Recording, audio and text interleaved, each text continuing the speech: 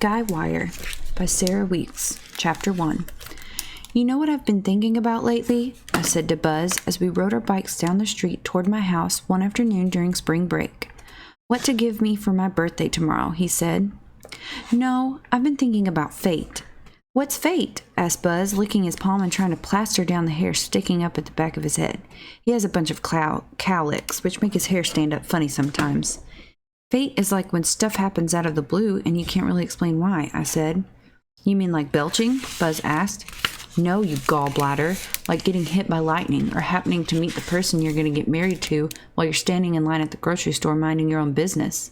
I'm never going to get married, said Buzz. You don't know that, I said. For all you know, fate has her all picked out for you already. The future Mrs. Buzz Adams could be walking around Cedar Springs right now. Sheesh, Guy. That's creepy. You mean even if I don't want to get married, I have to because of this fate thing? You can't fight fate, I said. It's a losing battle. If we actually do have to get married someday, do you think either one of us is going to have a wedding like the one your mom had? Buzz asked. Remember that? Remember it? I snorted. Are you kidding? She wore a dress made out of styrofoam cups, and the groom played the wedding march on a hose nozzle.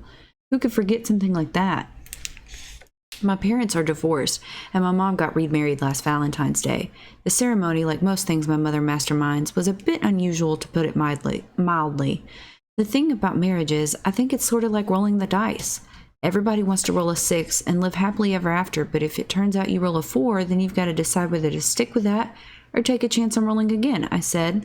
Sure, maybe you'll get lucky and roll a 6 the second time around, but then again you could end up rolling a 2 and be worse off than when you started. Are the dice the real ones or the fuzzy ones? Buzz asked seriously. What difference does that make?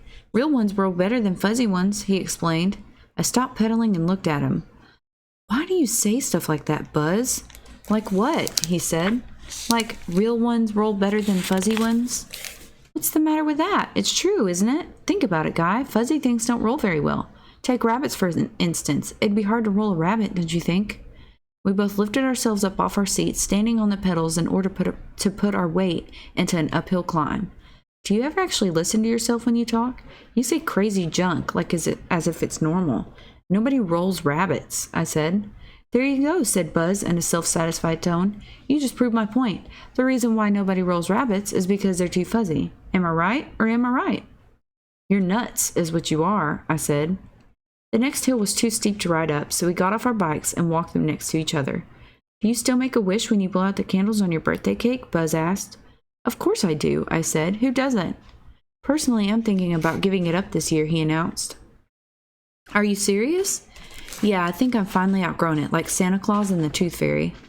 Wishing isn't like Santa Claus, I said. It's a real thing. Think about it, Guy Wire. Every year you're supposed to make a wish, and the deal is if you get the candles out in one blow, it'll come true, right? Right, as long as you don't tell anybody what you wish for, I said. And you believe that? Said Buzz. Come on, have you ever gotten anything you wished for? Yeah, I said. As a matter of fact, I have. Oh, yeah? What was it? He asked. I can't tell you that, I said, suddenly wishing I'd kept my big mouth shut. Why not? I just can't, I said. The reason you can't tell me is just because it's not true. Just admit it, Guy Wire. No, I swear, once I really did get what I wished for. I just don't want to tell you, that's what it was, that's all. It might be dangerous. Dangerous, Buzz said. Yeah, like maybe telling you about it could make a wish come untrue. That is such a bunk, Buzz snorted. Besides, the deal is we tell each other everything, so if there really is something to tell, spill it or else. I wasn't sure exactly why it felt wrong, I just knew it did, but for some reason I took a deep breath and told him anyway. I wish for you, I said. What are you talking about, corn dog? On my 7th birthday, I wished for a best friend, and a few months later you moved here. So my wish came true, okay? We reached the top of the hill, so we both got on our bikes and began to pedal. For real? He asked. Did you really wish that? You wished for me? I didn't exactly wish for you. I wished for somebody, and it turned out to be you. I tried to explain. Can we please just drop it now? We rode in silence for a minute, and then Buzz said, When I turn 5, I wish for ballet lessons. Get out, I laughed. Get in, I swear. There was this girl in kindergarten class who got to leave school early 3 afternoons a week for ballet. It seemed like a good deal to me, so I wished for it on my birthday, Buzz said. Did you even know what ballet was? I asked.